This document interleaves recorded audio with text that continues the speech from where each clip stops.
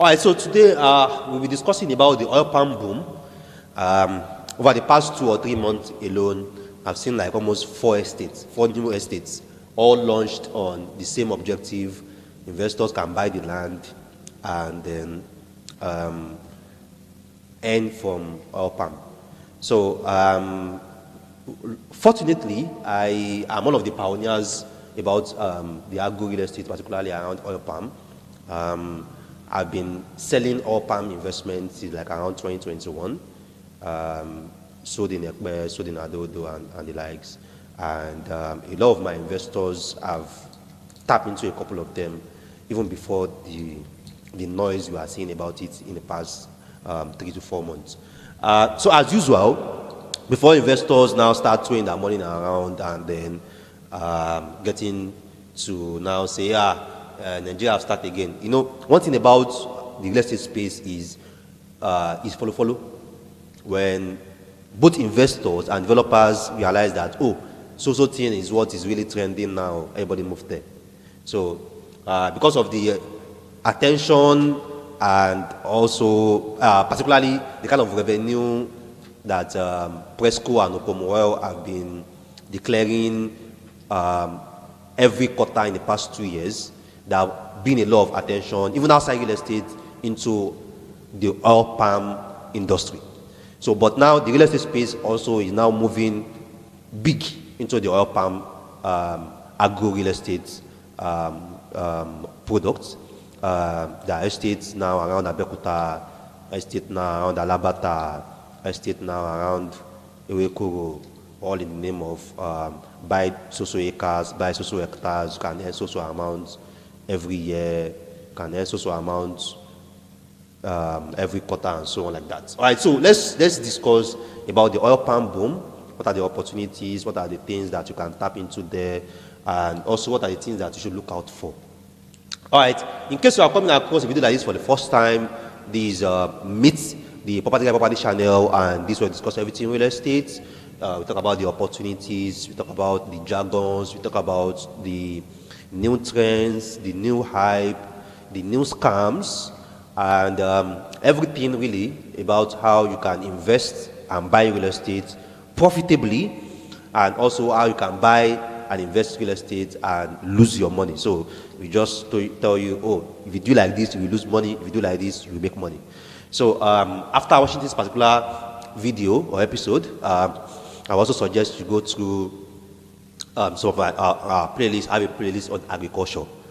So, and then I've done a couple of videos and episodes under that playlist, which I'm going to suggest and advise that you should go through that playlist. At the end of this video, there'll be a link towards our agricultural playlist, and then you can view and watch it. All right. And if this is your first time, third time, fifth time, 10th time watching my videos, once again, we are inviting you to be part of the Property Guy community. So we would love you to subscribe to our channel. We always have the subscribe icon on our videos.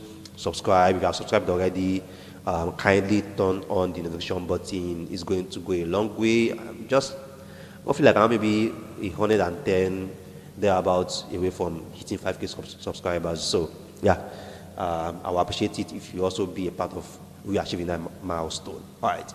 So the oil palm boom. What's really happening with all these estates, all these companies, all these realtors, all these agents online on Instagram or YouTube talking about there's money in oil palm, buy land, you plant oil palm on it, and so on and so forth like that. So what's really the opportunities there? Is it profitable?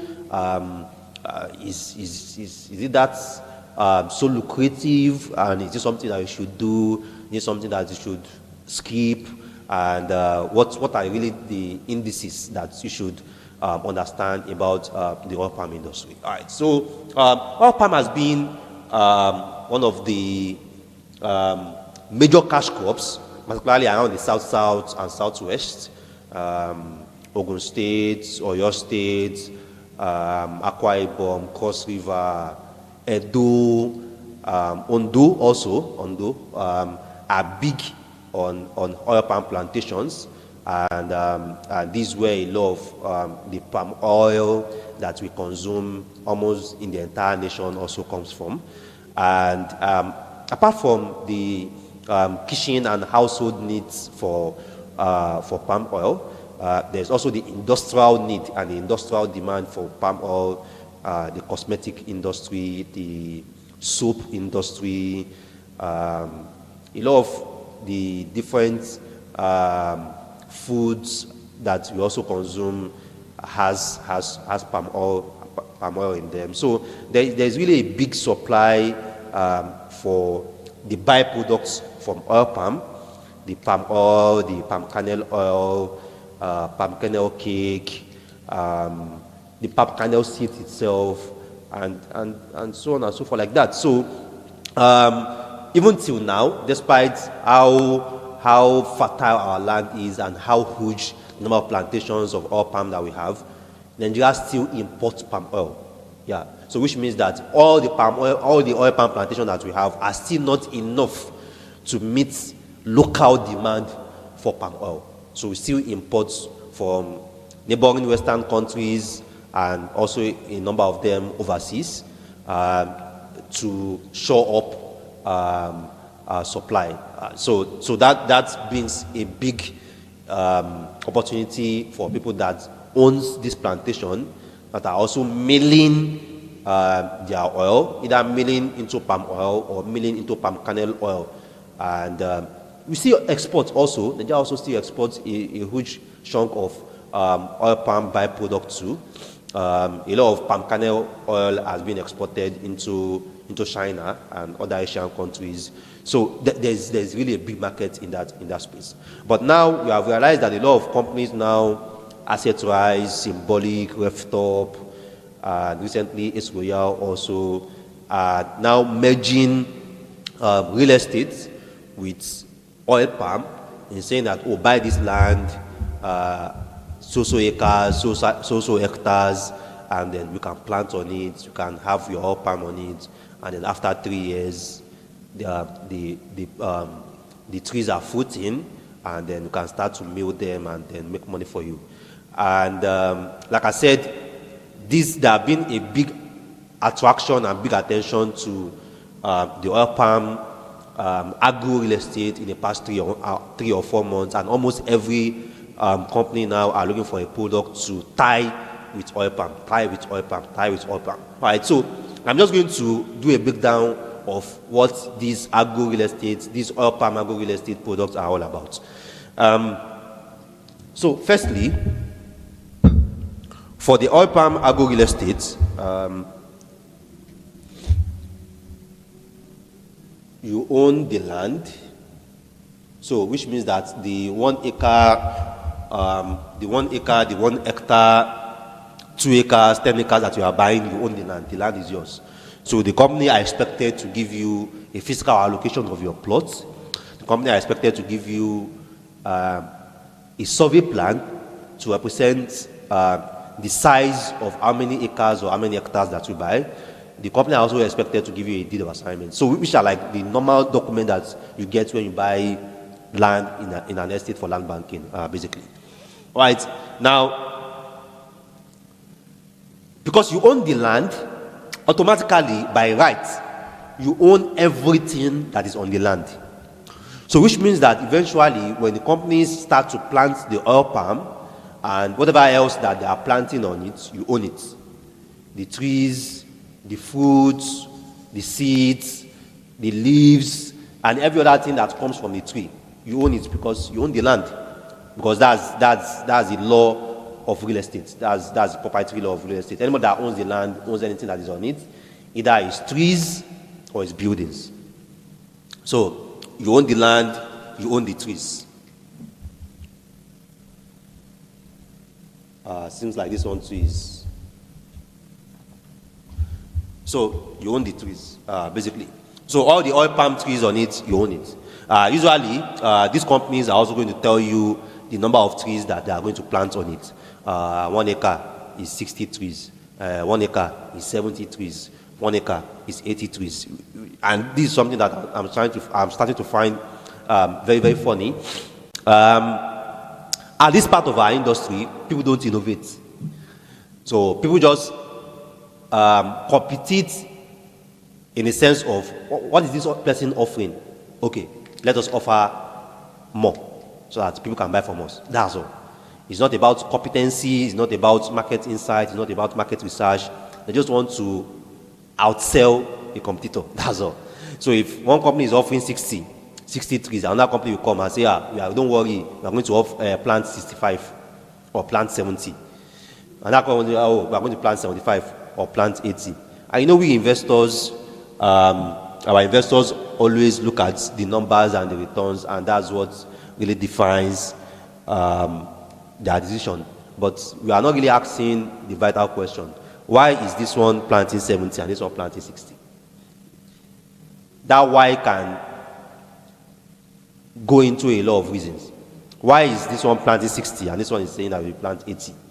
Why is this one saying that they are going to get so amount of liters and this one is telling me they are going to get so amount of liters? All right, so you own the land, so, and there should be a document that they give you to back up the land that was allocated to you, and also you own the trees, which are everything that is being planted on the land.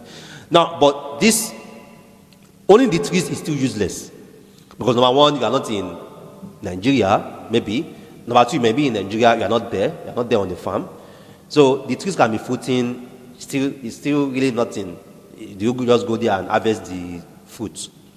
So now, there must be an oil mill that is now going to mill the oil palm fruit into either palm oil or palm kernel oil.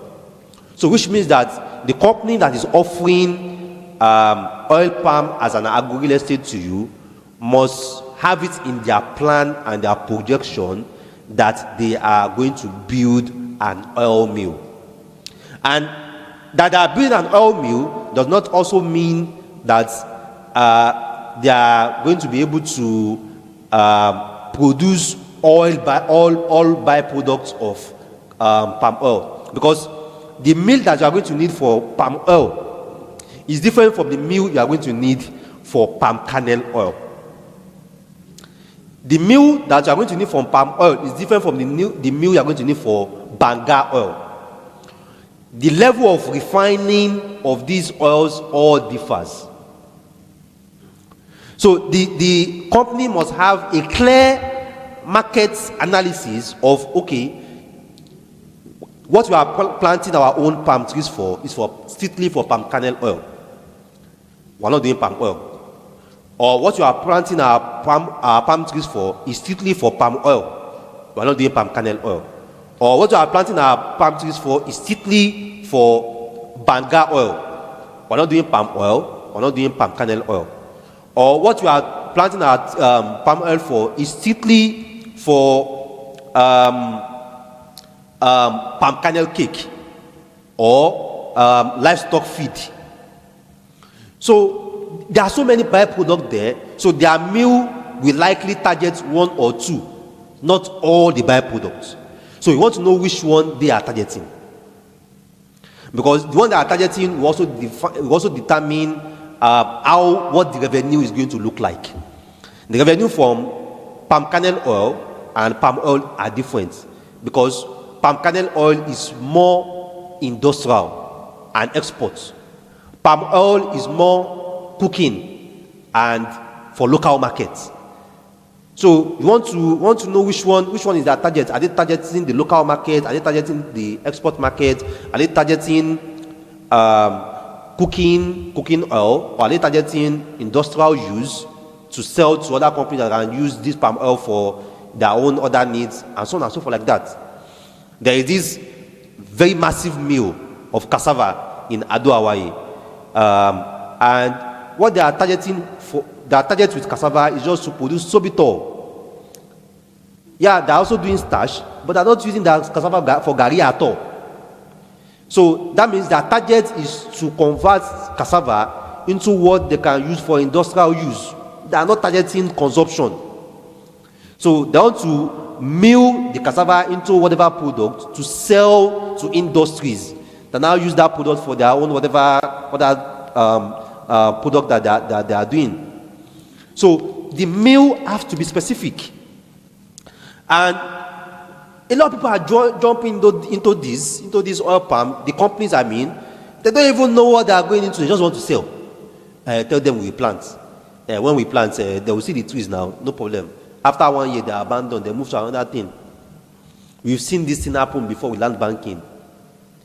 So that's why we want to look at the trajectory of this company. Which one of them is doing this or is focused on doing this? Not that they are building houses, they are selling land, they are doing this, they are doing that. Now they are also selling palm oil palm. Which one are you doing exactly? Compared to maybe a company that does what they do solely. They don't do any other thing. So when we are reviewing or assessing investment opportunities, these are what we look at. What's the capacity, capability, track record of this company in terms of this particular product that they are offering to investors? It's not just about return projection. It's not just about revenue projection. What's their capacity? Have they done this before? Okay. What's their market insights? What's their market report looking like? What are the people that they are targeting? Okay. Are they looking at the export market or the local market? Okay. Are they looking at the livestock feeds, or they're looking at just cooking oil? Okay. How do they want to sell? You can produce 50,000, 100,000 liters of palm oil from your mill. How do you want to sell? If you just assume that by the time once we have the palm oil, don't worry, we will sell, is a lie. The good thing about palm oil is just that the shelf life is it has a long shelf life, which it does not get spoiled easily. So you can store your palm oil for 3 months, for 4 months, nothing will do it. It's not a perishable goods. It's not like tomato or like pepper or like habanero. So which means that you can produce in January, store and sell later in May or sell later in April. You can produce in August and sell later in December, which is also like an advantage. But again, whoever is the company, whoever are in charge, must have a plan on, after we mill this oil, who are we selling to? Are we selling to depot? Are we selling to industries? Are we selling to supermarkets, where we are going to have our own 1 liter, 2 liter, 3 liter, 5 liter kegs branded with our own name, and then we are now selling it? Are we going to have outlets in different parts of Lagos where people can now go and pick up our palm oil? Or we just put it in 25 liters and sell for people that are going to resell later in the K2 market, the Oshodi market, and so on? So how do you want to sell? Because how you want to sell will also determine the price you will be selling. If you are selling at supermarket per keg, the rate you'll be selling will be different from if you want to sell to depots. If you want to sell to depot, the rate you are going to sell will be different from if you want to sell to companies or industries. If you want to sell to industry, the rate you are going to sell is going to be different from people if you want to sell for livestock feeds. If you want to sell for livestock feed, the rate and the price you are going to sell is going to be different from if you want to sell for people that want to resell later. So it's not just about looking at it that, okay, how much is palm oil per liter? 1.5. And then you are producing 10,000 liters. 1.5 times 10,000. Who tell you that you sell at 1,000? At 1.5. If you are selling to a depot that is going to also resell later, you are probably going to be selling at 800 or 900 per liter. There's a 600 naira gap. 600 times 10 liters that you produce. But now you have promised investors that you are going to sell at 1,500. So this all just means that within the next 2 to 3 years, a lot of this oil palm, agro-related, whatever, is going to crash. Just like what we have expected for a lot of investment that are crashing right now. Because a lot of investors have gone into this blindly and strictly on revenue attraction. Revenue does not work like that. If you are producing 100,000 liters of palm oil, you cannot use the public per liter price as projection. Because whoever that is going to be buying 10,000 liters from you, 50,000 liters from you, 20,000 liters from you, 5,000 liters from you, they are not going to buy at 1,500 per liter. They are probably going to be buying at 600, 700, 800 per liter. So how do you want to now close that markup when investors are expecting that you are going to sell at 1,500 per liter? So we have to be realistic with a lot of revenue projections that we are seeing, to be very frank. Because a lot of companies, a lot of developers that are giving out these offerings, they realize that investors only care about how much am I making, and that's all. They don't really ask questions deeply about how do you want to make this revenue. What's market analysis that supports this revenue that you are projecting to me? If you're telling me that you can make 3 to 7 million per acre for me, how? Who do you want to sell to? How do you want to mill? Who are your audience? How much do you want to sell per liter? How many liters are you producing? How can you get that number of liters that you are producing? Because the first harvest will come at year 3. And that first harvest is going to be poor in terms of the quality of the oil in the seeds. It's going to be poor. Even it's going to be poor for the first, second, and third. So which means that the oil quality in those seeds are going to start making sense from year 5, year 6. And now you are giving the investors projection that from year 3 they can make 4 million per acre. And you're not getting 4 million from the liters that you are producing. The oil yield is low. You can't sell at the amount that you projected. Now there is trouble. And now the usual investors will go online and say, oh, Nigerians are 3 things: liars, fraud, and scammers. They told me, yeah, if I buy 10 acres, this is what I'm going to be making. It's what they are selling to me. Whereas they sold you a lie right from the start. So when you're now trying to explain to investors when you are paying them that, the climate happened this year, we don't have rainfall, the oil yield is low this year, we're trying to sell at this amount, people are not willing to buy at this amount. These are something that should have been in the plan 3 years ago. But these people know that if they don't tell you that you can make so amount, you will not drop the money. That's the truth. You will not drop the money. If I'm telling you that, I can, on my 1 acre, what you can earn is 2.4 million, and someone else is telling you on 1 acre you can earn 7 million, it's common sense. You are going to go with the 7 million. After 3 years, the person can only deliver 2 million or 2.1 million. You have already bought. All you can do is you complain that this is not what you bargained for, but you have already bought. So we need to have a realistic overview of the projections and the revenue that you are expecting. Now, the good thing with this oil palm agro real estate is that you own the land forever and ever. So which means that even if the company abandon the project, even if the company are not really forthcoming with whatever they planned for you, you can take over because it's your land. You understand? You can always take over at any point because it's your land. So there is that fallback option. Okay, even if you say you can't give me this, you can't give me, shall plant the trees, don't worry. My prayer is shall plant the trees. As long as you plant the trees on that land for me, I can always take over and then be harvesting my fruit myself.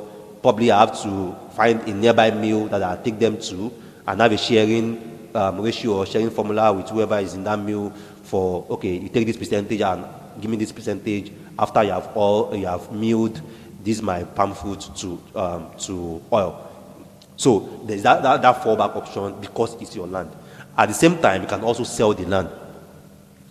And for a lot of people don't know that part of the valuation of a land is that people check what economic trees is sitting on that land. So which means that if I have a bare land at 1 million, then I plant oil palm trees on it. If I want to sell that land, I'm going to add the economic value of those trees on whatever price I want to sell, because now there's an economic tree on it. So which means that these trees on your land are also going to be adding to the value of your land, are also going to be adding to the valuation of your land. So I'm not just selling a bare land now, I'm selling a land with 150 trees that are fruiting, that can give you, maybe I'm just saying, that can give you 1 ton of oil palm a year. So that's the value of the price I want to sell. So that's also another benefit. Those trees add to the value of the land. They add to the valuation of the land. So even if the company are not doing well, they're not giving you the revenue that you're expecting, They are not maintaining the project as you expected. You have your trees there, you can take over and be harvesting, or you have your trees there and then you can sell the land even at a profit. Do you understand that? So that's really another advantage. Then another advantage is, unlike the usual land banking where everybody just buy land, like what we did at Ekpe, what we did at Moniya, and those land are just there, bush. After year 1, year 2, the bush have even covered the estate fence. With all these oil palm agro real estate, there's activities still going on that land. There's activities still going on in that location, because as long as the trees are being planted, they will have to weed them. As long as the trees are fruiting, they will have to visit there to harvest. So there's activities there. So there is very low scenario for encroachment. A lot of all those land in Ekpe, Moniya, and so on, they have sold, they have encroached. There is boundary disputes because everybody just bought and abandoned. But in this instance where there are activities ongoing, cannot encroach because I'm there, or I've planted oil trees in my boundary. So you see that there's oil trees here. The boundary is clear that these trees, I'm the one that plant it now. It's part of my land. So there is low border dispute and then encroachment, because there are people on that land. There is activities there. If there's going to be any drama, you will know, because there's activities going on that land, and the company are expected to pay you revenue. So if there is anything that is affecting them being able to access the land, they will tell you that sorry, we have so things, so challenge. Some of the land that we bought in Ekpe and so on, there have been different cases on it. Some of those land, even the company have lost it, but you don't know, because they're not paying you revenue, they're not paying you anything. So they don't have to tell you anything, they don't have to give you any reports. So that's another advantage with this oil palm agro real estate. There's always activities ongoing on the land, which is going to curb border disputes or encroachment, and then you can also be well aware of whatever that is happening on that land or on that location that you have your investments. So advisably, I also advise that you diversify your investments in oil palm agro real estate too. If it's 10 acres or 20 acres you are looking at doing, in total, spread it across 2 or 3 different companies. 5 or 6 acres here, 4 or 3 acres another place. What you are trying to do is that you know that, okay, for all the noise and hype this company is making, if they don't meet up, at least I have another company here that I invested with, those ones that can meet up. You don't really want to go and do a lot with just one, and then probably, God forbid, something happened to the company or something happened to their plan, and all your investments in oil palm is now in jumbo. So you want to spread it across 2 companies, and then you can now compare their management, their performance, and also their revenue. So that's one way that I can advise you to play that. Then, like I mentioned, don't just look at the revenue projection alone. What's their performance? What's their track record? How many things are they doing at the same time? Is that their major, or is just like another subdivision of the different things that they are doing? So you want to know, because a company that is focused on oil palm solely will perform better than a company that is doing oil palm with construction, with land, with this and that and that and that. So the more divided their focus is, the less likely they are going to perform maximally. So the oil palm boom is like one of the things that is selling or trading right now in the market. So you are going to see a lot of advert about it on Instagram, on YouTube. A number of your agents or realtors are also going to send you a number of flyers about it, that this one is so an amount per acre, buy for your kids, buy for yourself, buy 10 acres, buy 5 acres. So I feel I've done justice to give you an overview of what the entire oil palm agro real estate is about. You own the land is yours, you get the user documents for the land, For all the trees that are being planted on it, also you own it. And apart from the oil palm trees that are also going to be planted, these companies are also going to intercrop. Some are going to intercrop with cassava, some are going to intercrop with maize, some are even going to intercrop with plantain, depending on the soil and the location where they are planting them. So they are going to intercrop. So some of them might give you this option of intercropping, or the company might just do it on their own. So that's also some of the things that you may want to discuss or negotiate with them. Revenue from the oil palm usually is from when they start to fruit. If they are planting, the trees are fresh, that means you have to wait for when they are starting to fruit. Some of them are selling locations where the trees are fruiting already. So you want to know the stage where the trees or the oil palm are. Are they just going to start planting them? Have they planted? How long will they start to fruit? Are they fruiting already? Are they being harvested already? Are they being milled already? So these are the questions that you want to ask. So then the revenue is definitely going to be from the oil palm being harvested. Another very important notice: these oil palm revenues are not debts. So which means that the company that are selling or planting these trees are not going to pay you that amount that they promise as revenue if the farm does not perform.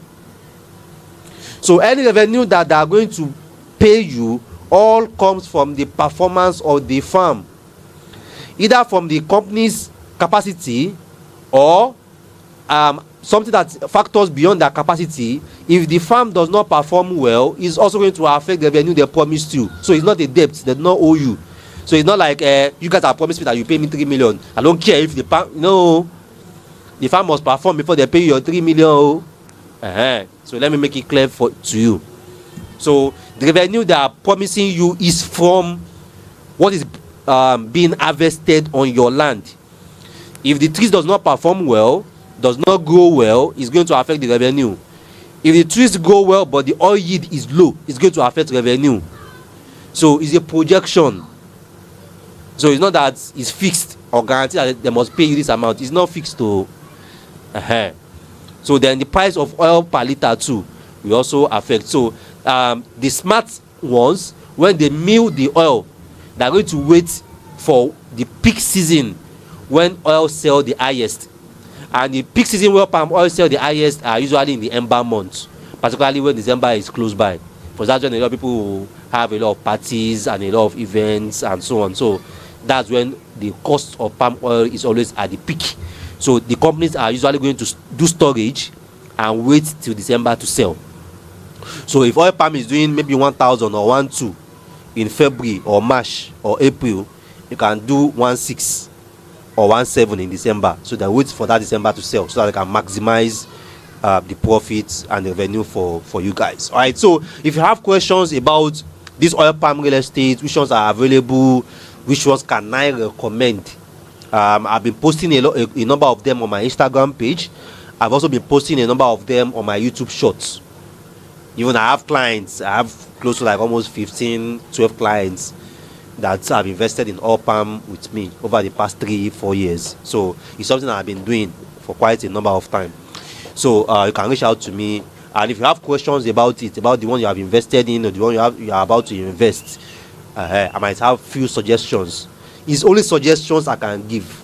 I can't tell you that, hey, by fire by force do this. No, I give my advice. It's up to you to decide. That's all.